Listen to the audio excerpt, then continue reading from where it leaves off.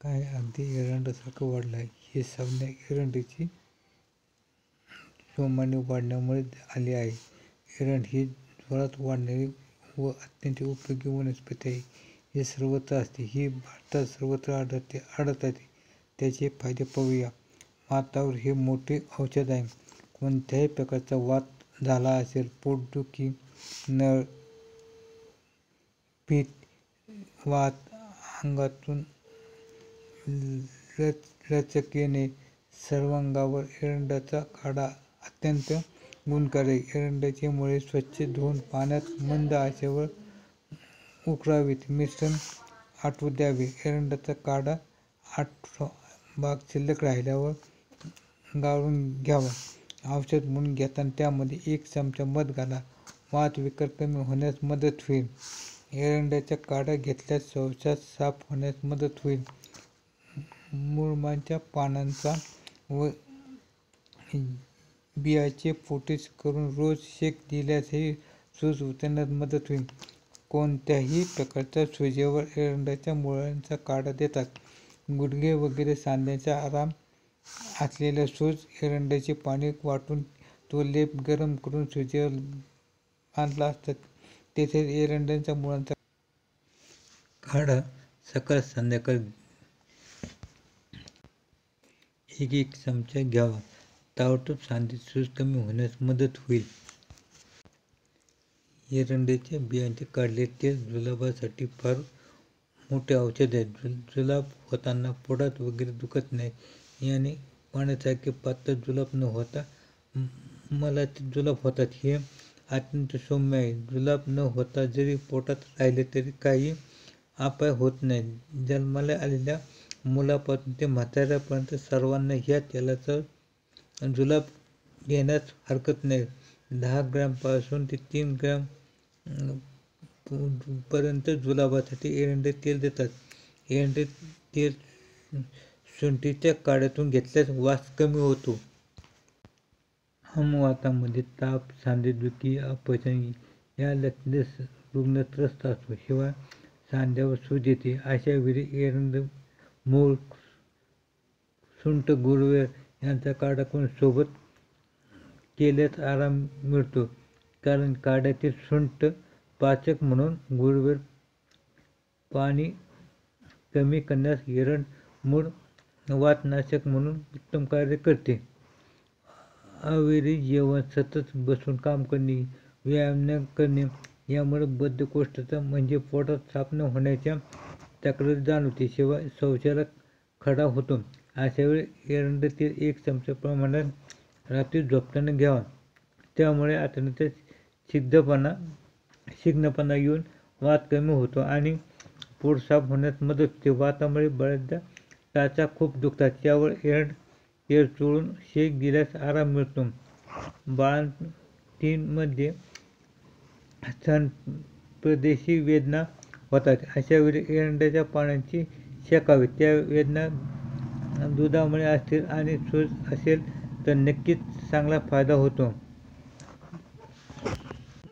सुलभ प्रसूतीसाठी एरंड तेल, गर्भवती स्त्रियांसाठी 5व्या महिन्याच्या पुढे दर महिन्याला डॉक्टर सल्ल्याने एरंड तेल पोटात घ्यावे. मग 9व्या महिन्यापासून दर 8 दिवसांनी एरंड तेल घ्यावे. याचा परिणाम म्हणजे गरोदर स्त्रियांची प्रसूती सुलभ होण्यास मदत होईल.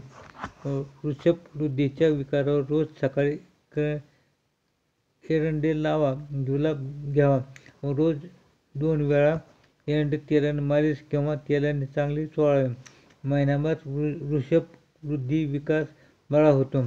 एरंडाच्या तेलाच्या बियांचे काढलेले तेल जुलाबासाठी फार मोठे औषध आहे. जुलाब होतात, पोटात वगैरे दुखत नाही. याने पाण्यासारखे पातळ जुलाब न होता मलाचे जुलाब होतात. हे अत्यंत सौम्य आहे.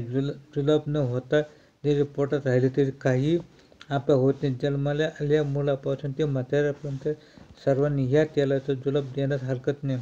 10 ग्रॅमपासून ते 3 ग्रॅमपर्यंत जुलाबासाठी एरंड तेल देतात.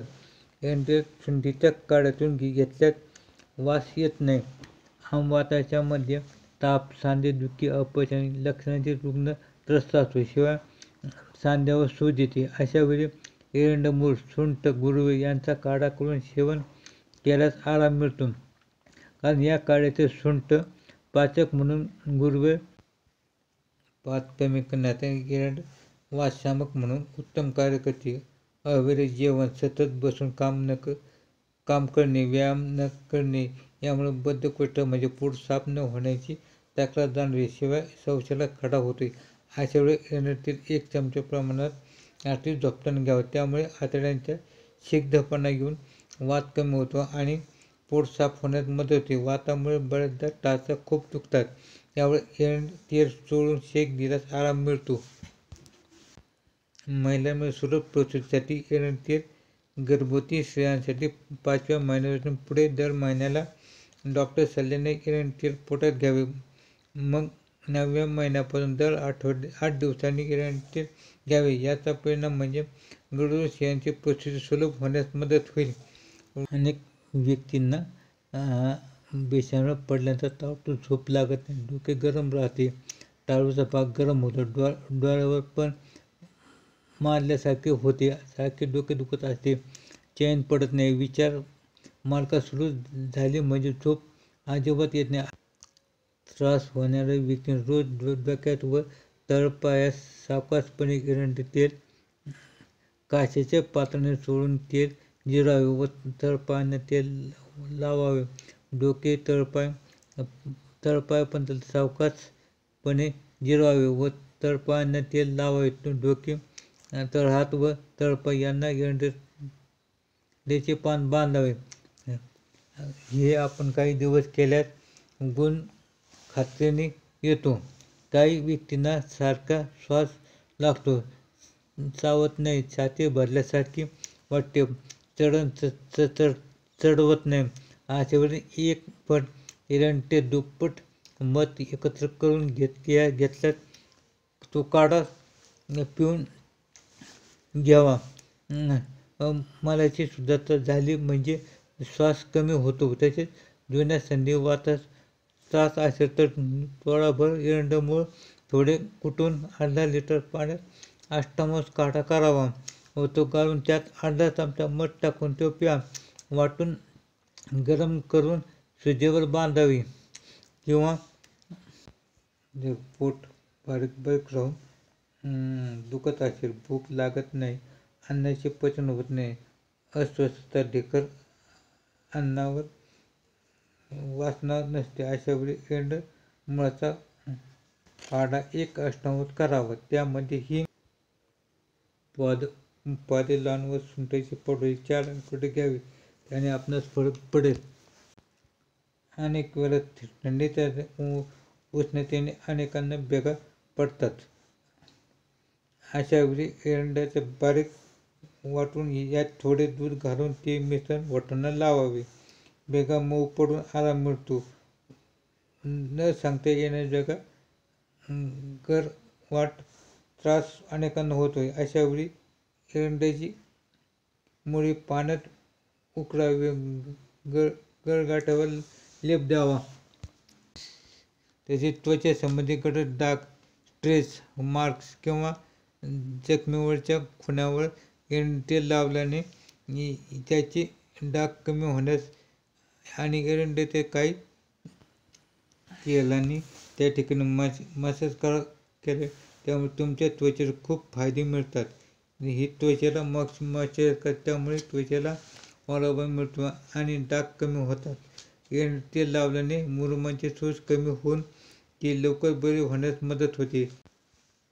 एरंडामध्ये अँटीऑक्सिडंट आणि फॅटी ॲसिड असतात. ते मुरूम लवकर बरे करतात, जे त्वचेची छिद्रे बंद करत नाहीत, डाग कमी करण्यास मदत करतात. त्याचबरोबर बारीक रेषा आणि शुष्कता कमी करण्यास मदत करते. त्याचबरोबर यामध्ये चांगली फॅट असते, त्वचेला पोषण देते. सध्याच्या काळामध्ये स्किनचा वापर फार वाढल्यामुळे डोळ्यांना कोरडेपणा, डोळ्यांचे जळजळ वगैरे त्रास वाढत चालले आहेत. आपण रोज डोळ्यामध्ये 1 थेंब एरंड तेल घातल्याने डोळ्यांच्या समस्यांपासून आराम मिळेल. डोळ्यात कुसर गेली किंवा डोळ्यात खुपत असेल तर डोळ्यात एरंड तेल 1 थेंब टाकल्याने फायदा होईल. केसांसाठी कोंडा होणे, केस कोरडे होणे, केस गळणे, केस आकार पांढरे होणे यांचा प्रतिबंध होण्यासाठी आठवड्यातून एकदा डोक्याला मसाज करून 1 तासाने फार तीव्र नसलेल्या शॅम्पूने केस धुवावेत. त्याने फायदा होईल. पूर्वीच्या काळी घरात वर्षासाठी धान्य साठवून ठेवताना त्याला एरंडतेल लावण्याची पद्धत होती, जेणेकरून धान्यात पोळकिडे होण्यास प्रतिबंध होत असे. असे एरंडे तेल लावल्याने धान्य वापरल्यामुळे त्याला लावलेले थोडे एरंडतेल पोटात गेल्याने काही त्रास होत नाही. याचाच अर्थ आपण धान्याला एरंडतेल लावलं तर त्यामध्ये किडे होत नाहीत. या अशा अनेक फायद्याकरता आपण एरंड तेलाचा अवश्य वापर करा. आपल्या आरोग्याला निश्चित फायदा होईल.